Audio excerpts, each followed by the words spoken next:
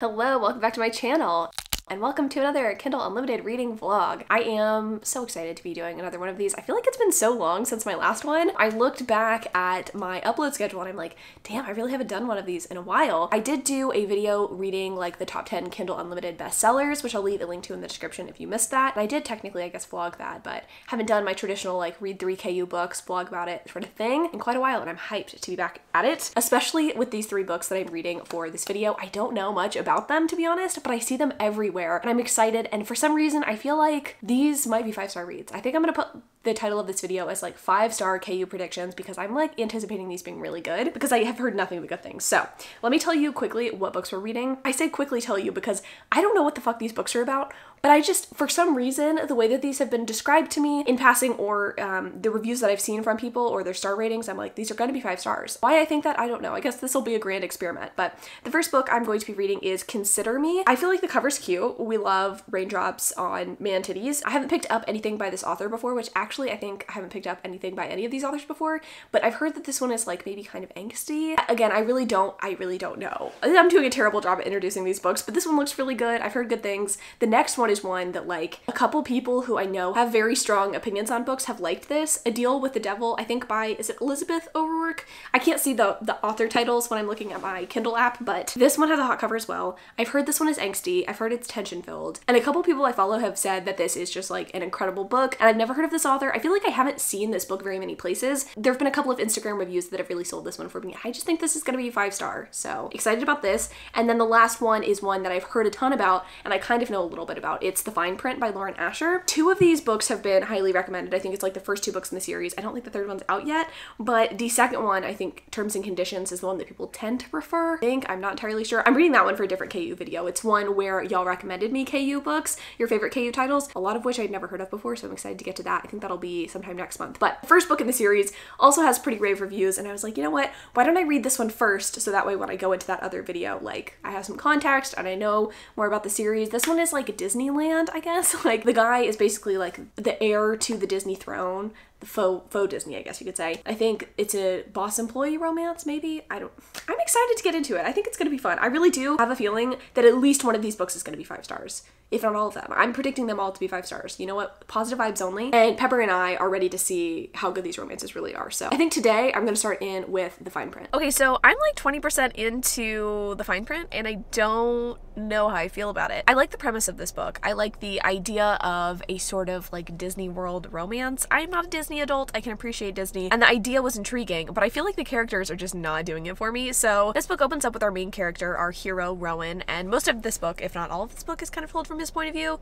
Most of it, not all of it. He, at the start of the story, is given the job title of director by his deceased grandfather. His grandfather gives letters to each of the 3 grandsons and says, hey, if you want to have a job at this company, if you want to take on the director, CEO, whatever roles, you have to do what I have set forth in this letter for you. And this is supposed to like heal their relationship with their grandfather or something, because I think at the very end of his life, things were a little bit rocky, and I know for sure that all of the boys have a really bad relationship with their father, so everybody kind of has an attitude, everybody kind of has some issues, which I'm fine with. I'm okay with some childhood trauma in my stories. Do what you gotta do to give your characters some baggage and backstory, whatever. My issue is that like Rowan, he seems like an over-the-top sort of villain character, right? He is the youngest son, he is going to be the director of the parks, and to get this job title, he has to, I think, create a new ride or attraction or something like that, and use his creativity again, because apparently he used to be the creative grandson and now he's not, and the grandfather wants him to get back to his roots. So instead of taking the like truly creative route and doing it himself, he goes and asks like the Dreamland park creators, the people who like come up with these ideas, and he's like, yo, come up with something that's going to boost profits, I'll give you $10 billion to do so. He also allows them to open up submissions from the employees. Apparently that's something that they do often, is like asking employees for their input on like how to improve the parks or like new rides and attractions that they can implement. I guess there's going to be like a 2-week submission period. Employees can, you know, submit their ideas, and then the people who are supposed to be creating this new attraction for Rowan, so Rowan can get his job, to take those ideas hopefully and like run with them. I'm not entirely sure. I think what's going to happen is that our heroine, Zara, is going to submit an idea. It is going to be chosen by the 2 people who are in charge, and then Rowan is going to like work closely with her to implement these ideas. Now, we've already had a little bit of a run-in with Rowan and Zara before. Rowan is like a fly on the wall in one of these employee meetings, readings, and Zara ends up showing up late and not in uniform, and so Rowan kind of has this preconceived notion of who Zara is, kind of employee that she is, and so I don't think they're going to have like the best time working together, but she's gonna soften his grumpy heart. Grumpy Sunshine romances just have not been working for me. I really want them to. Lately, I just have not been enjoying the dynamic. I feel like the heroes are given very lackluster backstory and not enough reason to treat other people the way that they do. I'm hoping that I can overlook that and like really dive into the story, because historically I haven't hated Grumpy Sunshine romances. I just feel like lately the ones I've been picking up have felt a little bit lazy with the backstory, and or there's not enough nuance to the way that the grumpy person treats the sunshiny person. So I don't know. I want to like this book, but I'm just kind of like on the fence right now about the characters. I'm still intrigued by the idea of the story. I really want to see where it goes. I love the setting, so I'm not like, ew, I'm DNFing this, but I'm just like kind of at the moment. I don't want to get like too ahead of myself with ratings or rankings right now, but right now I feel very middle of the road. Like this could be a 3-star read for me. I'm hoping as I continue on with the story, the characters develop enough to where I'm like, oh no, this is a 5-star, but that's my feelings right now. He's giving food. Excuse me? It was like a giving joke, you know? Okay, so Hayden's in the car right next to me, but he does not want to be on camera, he has said. That's true. I don't want to have to look like a normal person when I don't have when things he's not to a normal say. person. Okay, I'm 50% into The Fine Print by Lauren Asher. What to say about this book? I think if you liked the stupid book with the daisies on it that I can't remember the title of, you will eat this shit up. The hero and heroine, very similar to the characters in that book. Like, Knox and Rowan could be probably the same person. Like I was kind of mentioning the last time I talked about this book, I really feel like the nuance is lacking. I feel like if you're gonna do Grumpy Sunshine, you're going to have a hero who like has a reason for kind of being a dick, and I'm still not really seeing it with Rowan. I guess they're trying to give him this tragic backstory with the parents. They tried to do the same thing with Knox in that other book, Things We Never Got Over. Rowan is also giving me he doesn't ever get over things kind of thing. I get it. I get that he's a dick. I think what irritates me the most about the interactions between Rowan and Zara is the fact that Rowan is always like, I've never met anyone as quirky as you before. Do people actually talk like this? Are people actually like this? And like, I get that he's supposed to be kind of out of touch because he's rich, but like, have you never met another quirky rich person before? Because they certainly exist, and I just can't get it through my head that he's never been around other people before. Like, just the way that he interacts with Zara is fucking weird. Also, she is way too quirky. I get it. I get that we want to give her personality, but she's like a Mariana Zapata heroine on speed or something. I don't know. She's just a lot. She's a lot to handle. I feel like a lot people throw around quirky way too often. I feel like I can overlook quirky sometimes, but in this circumstance, I'm not able to overlook the quirk. It's just a bit much. The plot is not going anywhere. We keep having these interactions between Zara and Rowan, right? He gets her this job. Obviously, she's going to be one of the creators who comes up with these ideas for these rides. She submits her shit drunkenly one night, and he selects her to be a creator. Yay. He like keeps coming to her office for no reason. He's like supposed to be the director of this theme park, and yet he's coming to her cubicle basically, ask her questions about her designs, and he's like, I guess trying to like accelerate the process of getting, you know, shit done so that he can get his money and, you know, be the director permanently. But every interaction that they have is just him coming and like being like, I don't understand you. You're such a quirky little bitch. That's it. It happens like over and over and over again. And while he's doing this, he also does the whole hidden identity, secret identity thing. But I don't think it's going to work in this circumstance. He is posing as a man named Scott. Scott is doing the illustrations for Zara's presentation she has to give or whatever. She can't draw, but she needs a way to show what she is trying to accomplish. I guess Rowan is like, hey, I know someone who can draw your sketches or whatever for you. It is Rowan. He's just posing as Scott, I guess. Makes up an alias, and I guess he's going back and forth and texting with Zara. And then in real life, Rowan is also kind of like into Zara and is like, I'd fuck you. I don't know. I think there's, again, attempts made here to make it charming. I mean, there's side characters. We're getting more of Zara's family involved. We're also getting Rowan, I guess, becoming a slightly better guy by understanding his employees and understanding that no one is making a living wage at his amusement park. So that's cool, I guess. Paying a bonus to his secretary who does a ton for him because she can't afford to just work at that place. Like, she also has to work at a bar to be able to pay for her husband's medical bills. So, you know, I think maybe it's just the times we're in. I'm not really sympathetic to Rowan as character. Like, I applied to the common man. There's just a lot here that I'm not loving, and I wish I did. I really wish I did. Maybe the second book is just like worlds better. I feel like I haven't heard that much about the first book in the series, just a lot about the second book. So I'm hoping maybe that's the thing here, is that this first one is just not it, and the second one's gonna be fantastic. I think that's the one where the woman has been the secretary for the guy for a really long time. Already getting like a little bit of their backstory in the story, so maybe it'll be okay, but this is just not super great.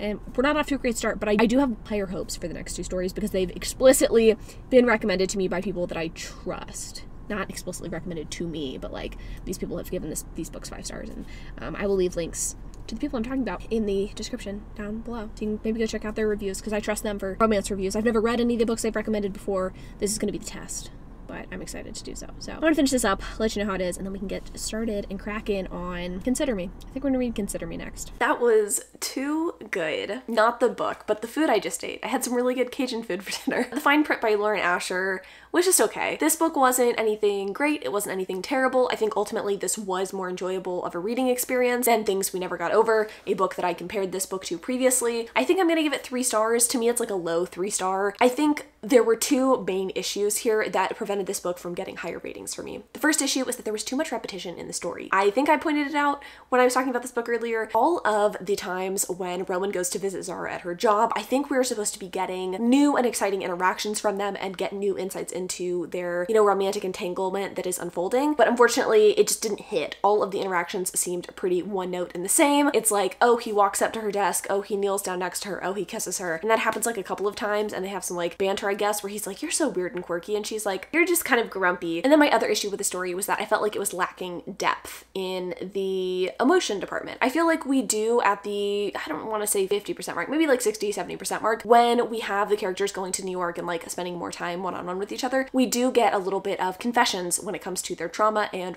why they are the way they are. But I personally don't feel like one interaction doing that is enough. I'm not saying that the whole story needs to focus on trauma or backstory, but I do want to understand more about these characters. And it's interesting that we do get them talk about some of the interactions that they've had in the past in passing. Like we have them talk about how Zara really likes the Pride and Prejudice adaptations, and then Rowan, I guess, watches all of them. And we get that once in a text conversation at the beginning of the story, but I just wanted more, I guess, of their like initial interactions, their initial attraction. Like, why is he actually into her? I didn't really get it, except for she's quirky and I guess didn't want anything from him. I don't know, I just didn't really like feel their soul connection. I don't even want to say I definitely even felt the sexual connection. All of the sex scenes in this book were well written, but I was just like, I just don't care about these characters being together. And I think that's because it was lacking a little bit of an emotional depth that I feel like the story was trying to get at, because the author went to the effort of making them have some backstory and have some trauma, but it just felt like that wasn't fully explored. I didn't fully understand the characters and their motivations, felt kind of one note. And I just don't like the whole Rowan is a Scrooge McDuck who can only be saved by Zara and her kindness. Like, Zara ends up going to the hospital at one point, I think with pneumonia. This is when Rowan realizes that the medical insurance that his company provides is pretty shitty, and so he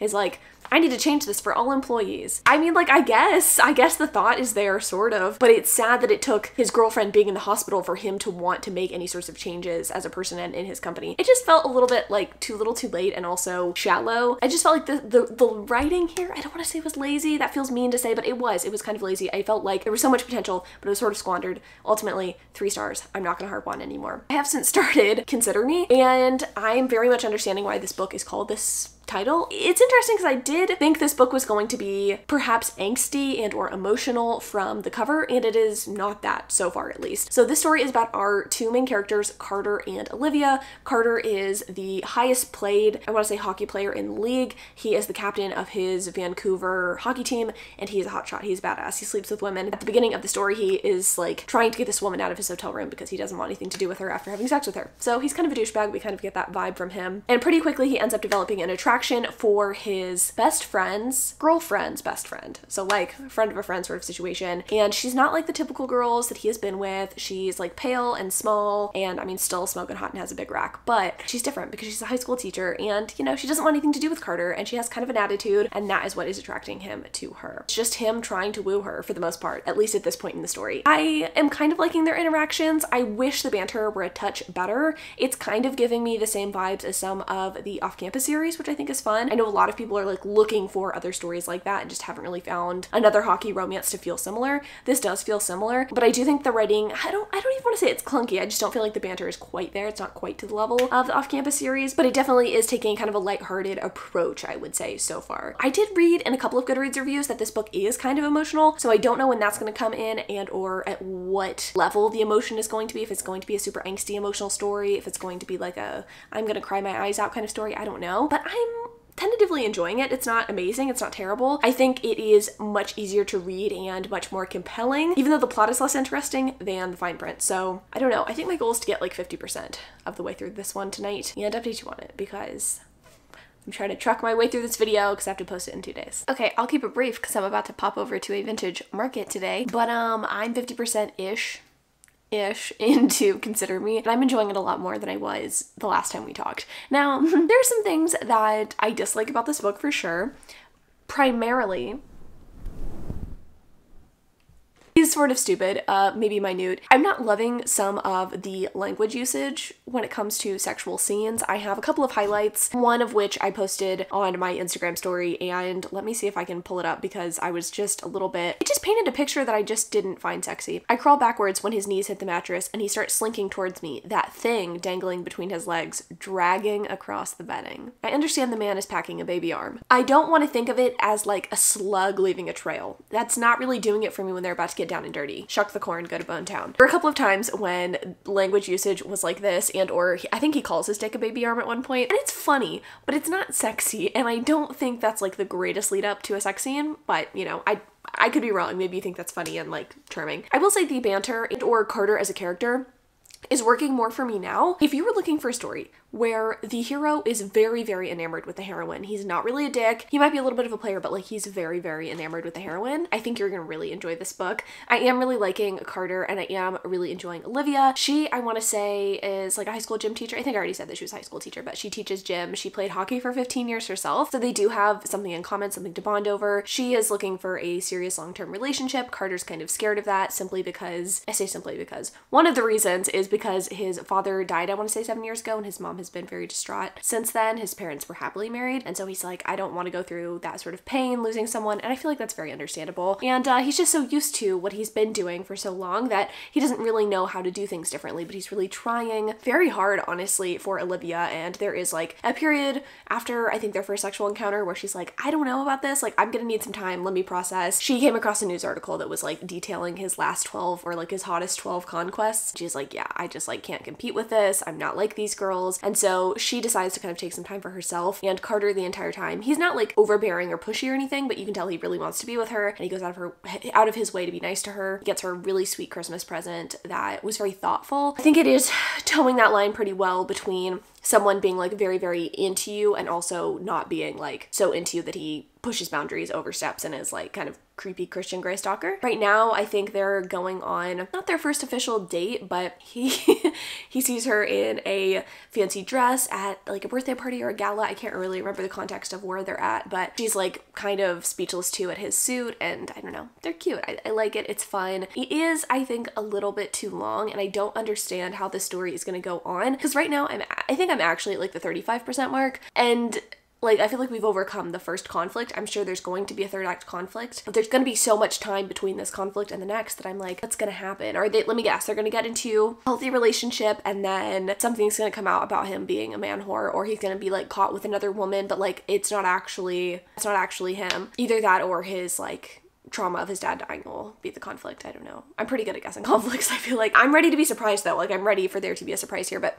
so far I'm not really feeling it. But I am feeling the book. It's fun. It's a good time, and I'm ready to finish it up because I want to move on to our last pick. This one, I feel like I've said it about every book, right, so far, but I really do think the last one, the Elizabeth O'Rourke book, is going to be a killer, because I feel like I've seen a couple of people talk about this. Entirely Bonkers is her handle on Instagram. Julia. I've seen Julia talk about this book and really enjoy it. I think she might be reading the second book right now or something, but I'm ready to give it a go. I have no idea what it's about, but I'm ready for some KU goodness. I mean, I'm getting it in this book, but like, I'm ready for some like good shit. Okay, we're making progress. We're getting through it. I ended up finishing this book, and I don't really know how to rate this book. I'm kind of between a 3.5 and a 4-star rating. I enjoyed this book for what it was, but I can definitely still see that there are flaws in it. I think the biggest flaw is that this book is 600 pages. 600 pages, and it is a contemporary romance. I had this issue when I was reading another contemporary romance recently. I think it was for my another KU video, and I was just realizing that authors are trying to include too much of a character's life within the confines of a story. And I say that not in the sense that there's too much backstory, but in the fact that we are showing too much of the breadth of someone's life. Breadth.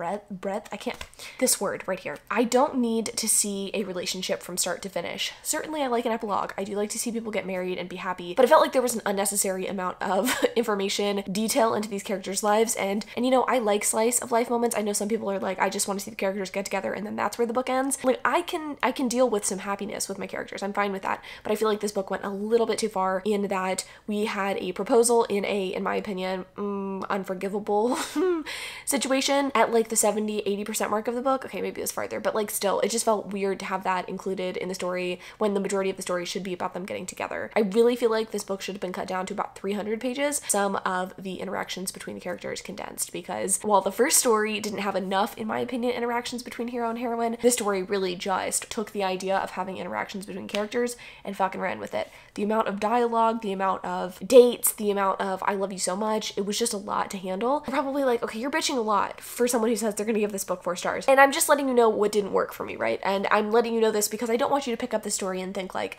oh, Chandler loved this book, right? And not know that there are issues with it. But I do want you to know also that I did enjoy it. What I liked so much about this book was our hero. He was fucking great. Carter, you were a delight. You were a delightful character. You can really tell that the author cared about this hero. I think in like the first sentence of her acknowledgements, which I never fucking read, let's be honest, said something to the effect of like, I hope my husband knows that he's like number 2 after Carter Beckett. And I get that because this man, like he's a delight. Yes, he's sort of like a man whore, but he is kind, he is caring, he's considerate, he's thoughtful. He does a lot for our heroine. He never gives up on her. And I really appreciated that. I liked the way that he cared for the other people in his life. It's not like he's just nice to her. He's nice to everyone around him. I can really appreciate that. I feel like it's sadly rare in romance, especially the ones I've been reading lately. It seems like everything has to be a fucking grumpy sunshine romance. And I definitely didn't feel that way in the story. Like there definitely was a good balance going on, which I like. I need a good balance. You wanna come up here? He always has to have his close-up during the vlog. Kind of lost my train of thought when Nugget came up here. This book was good. It was fun. It was a good time. It wasn't groundbreaking. It wasn't the most original thing ever. But if you were just looking for a standard romance to dip your toes into, to sink your teeth into, honestly, not even dip your toes into, because you're going to be here a long fucking time. Your whole body is going to be submerged in the water of this book. Go for it. I think sometimes if I'm laying by a beach, I just want to see cute character interactions. And I think that would have been the perfect time to read this book. Just like chilling on the beach, not a care in the world, not really thinking too much into it. Let's talk about a book that is better than the other 2 that I have been reading. Thank God. Not that these 2 weren't great. Like I think we're going in an upward trajectory. We had a 3-star, a 4-star, and I think this might be a 5-star fucking romance. I don't want to get too bold because I'm only 20% in, but it's good. Devil, who I dislike or something. I don't remember the title of this book. You can see the title right here. It's delightful. It is so fun. I don't know who the characters are. We're gonna go with hero and heroine again. I was gonna try to look it up, but you know what? I just can't be asked. I am enjoying the story. So have our heroine who is working as a bartender because she's trying to earn enough money to pay back her advance on the book she's supposed to write. She has not written the book. She doesn't think she'll be able to finish the book because the book was inspired by her romance with her long-term like high school sweetheart boyfriend who dumped her, or they had some sort of nasty breakup. We don't really know the details at this point. She's kind of going through it until her best friend Jonathan is like, hey, guess what? My really shitty douchebag boss, I say shitty douchebag boss, he's not actually a dick of a boss, he's just like kind of a douchebag. He is gonna need someone to fill in for me because I'm gonna go and adopt overseas. So you need to fill in for me, and or like you want to fill in for me because it's a $4,000 a week job. And since she's in a bit of a bind, our heroine is like, okay, sure, I'm down for this, let's do it. She decides to work for this guy. He is a plastic surgeon. He is British. He sleeps with a ton of women, and part of our heroine's duties, I guess, are to get the women that he sleeps with out of his home, which gets her into some like fun hijinks. Now, what I like about the story, I mean, not the premise. I'll let you know that much. I don't love the premise of the story. What I like is the interactions between our fucking characters. First of all, beyond that, the story's only like 300 pages, which... Can we get a fucking clap? Can we get a clap for a story that is a reasonable length? God damn it. I understand you get paid by page length in KU. There's no reason to have a romance over like 300 pages unless you're a goddamn fantasy romance. Even then, they're nice. I digress. I just find the banter fucking hilarious. I have already laughed out loud twice. I don't think this book is going for like romantic comedy by any means, but I just think the interactions are great. The snark of our heroine, fantastic. There is a scene at the beginning of the book where she has to trade clothes with one of the women who ends up sleeping at this guy's house. She ends up having to go to, I think, like a house call or something with him in this slinky red dress, and she traded clothing with the other woman. And when the guy is like, why are you wearing her dress? Our heroine's like, I got rid of her, just like you asked. The implication being that she like murdered her, even though obviously she didn't. I'm not doing it justice. It was funny as fuck in the moment, and I'm liking it. Okay, it's cute. It's cute. Just what the doctor fucking ordered. How many times can I update for this book? I don't really know because I'm kind of tired. It's 10 o'clock and I need to post this vlog tomorrow. You guessed it. I also don't want to like spoil it for you because it's a short book, and also I want you to probably pick it up because it's good. At this point, I'm rambling. So what I think I'm going to do is cozy up in my bed right here, finish up this book, and then I will report to you bright and early tomorrow morning with my final thoughts and feelings on the story. And maybe by then I will remember the name of the hero and the heroine. Feels a little bit more respectful. I do remember the ones from the other book, Carter and Olivia. So part of the issue with this one is that it's told from the point of view of the heroine and not the hero. So, I mean, he doesn't really refer to her by name because he doesn't give a fuck about her. We already get some backstory for him too, which I'm appreciating. Like, we understand why he's man whore. I think more will be unveiled. Also, I'm actually kind of liking the fact that our heroine is an author, and I like that she is writing this man to be kind of the Rhysand in her fantasy romance that she is writing. Like, come on. We love to see it. It's fun. It's a fun time. I mean, we're not getting like massive like swaths of text or anything. Like, you know, here is her story within a story. Don't worry. Nothing like that. I don't like that personally. But I just like, I'm supportive of her writing dreams as a fellow wannabe. Oh my goodness. All three of them. I still have not emptied my suitcase. It's been about a week. Anyway, not relevant to what we're talking about right now. I finished Deal with the Devil by Elizabeth O'Rourke this morning, and god damn it, it was a 5-star read. I am so grateful. My third 5-star romance of the year. And we're only halfway into the year, you know? There's plenty of time for there to be 3 more 5-star romances. Just kidding, there has to be more than like 6 5-star romances this year. I will say I'm not expecting much this year given my plans for the year, but next year it's gonna be all romances all the time. Just letting you know. Anyway, again, still not really relevant to what we're talking about. A Deal with the Devil was sit down because I'm doing a video. But the thing is, I gotta use my hands to gesture. I can't pet you while I do this. This is easily the most distracted final clip I've ever filmed.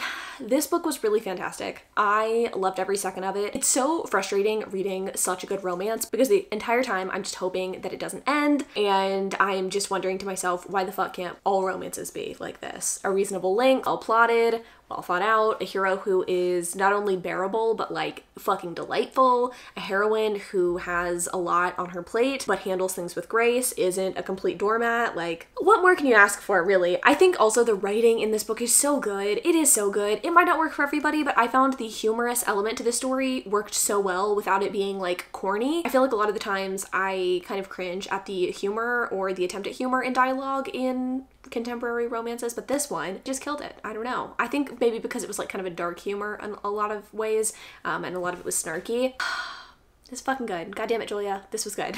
I'm gonna read more from this author. I looked at her backlist after reading this one and I was like, wow, I have seen so many of these romances on my Instagram, but I guess I just didn't put 2 and 2 together that she also wrote Waking Olivia and that series with like a clock on it or something. I don't know, it's like time travel romance that I'm having to read for another video. I'm not upset about it at this point because I know that she writes good shit. Why can't more authors do this? Like, why is it so hard? Why is it so hard to find good romance? Much to consider, much to ponder, but this was fantastic. And I just feel like if you need a good romance and you want something solid, and maybe you liked The Wall of Winnipeg and Me, or maybe you liked Managed by Kristen Callahan, I just feel like you should pick this up. You should pick this up. It's good. It's really good. Consider Me was also good. Too long, but good. The fine print, I mean, I feel like it's take it or leave it if it's interesting to you. If you're not as picky as me, I think you'll enjoy it. How about that? It was a 3-star read, right? Nothing was bad, really. Like, nothing here pissed me off. And I think that is a 2 thumbs up for me. I feel like that is a ringing endorsement for me. I think even though this was like a 5-star anticipated prediction sort of video, even just getting like 1 actual 5-star read is a fucking win. It is a win. It's a success. I don't know how many more times I can say that this was good, but I mean, pick it up, y'all. Like, pick it up. I also just liked the way that the central conflict in this book was solved. Like, our heroine stood up for herself, but she was also there for her family, and the hero was also there for her. He didn't abandon his life, but he also like made sacrifices for her, and like, what more can you ask for? Also, a man that like buys you a beach house. Come on. Overall, I had a fantastic time with this video. I hope maybe you enjoyed it as well. Maybe you are going to pick up A Deal with the Devil now. I want to pick up the next book. I am a little bit nervous going into the second book though, because I could be totally wrong here, but in this story, Natalia Tally, our heroine, I did remember her name, she's taking over for a man named Jonathan, and Jonathan adopts a little girl named Gemma, and I think that she's the heroine in the next book, but the guy that she ends up with we meet in the first book and he is a grown man. So is it gonna be an age gap? I don't know. Maybe it's a different Gemma. Maybe someone else has the name Gemma. Maybe I'm misreading, but I'm just a little bit like, feels a little weird, feels a little fishy, but I am gonna pick it up and I am excited about it. And overall, a new author to watch out for, excited for it. And I'm going to immediately add this book to my book wish list, which I'll probably send to Hayden at the end of the year to buy me books because I'm not buying myself books this year. But I want to own this one because I enjoyed it that much. So anyway, that's a lot of me talking. I'm gonna stop talking now. Thanks so much for watching this video. I enjoyed making it. I'm excited to start another KU vlog very soon. I already have a list of books that I'm going to be reading for that one. I can't think of off the top of my head. I think it might be a dark romance one, but I'm excited. So anyway, love you so much. Thanks so much for watching, and until next time.